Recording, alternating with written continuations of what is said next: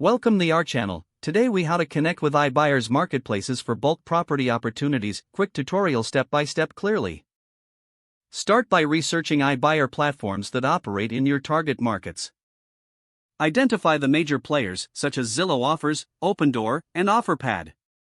Visit their official websites to understand their business models and requirements. Create an account on each iBuyer platform if required. Gather necessary documentation that showcases your property portfolio. Compile a comprehensive list of properties you own or manage. Evaluate these properties to determine which ones are suitable for bulk sales. Reach out to each iBuyer platform through their contact forms or business inquiries. Highlight your interest in bulk property opportunities and provide details about your portfolio. Ask about their specific criteria for bulk sales and any partnerships they have.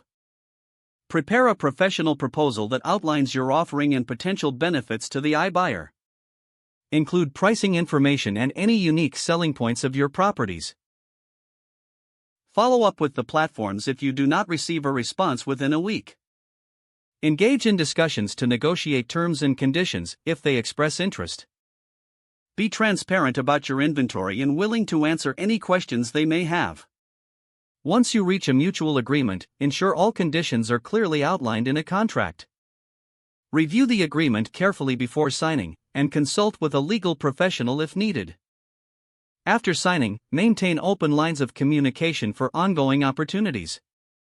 Monitor the market trends and adjust your strategy accordingly for future engagements. If the page does not load, refresh the browser or try again in a private or incognito window. Make sure you are using the correct email address, then retype it carefully to avoid small typos.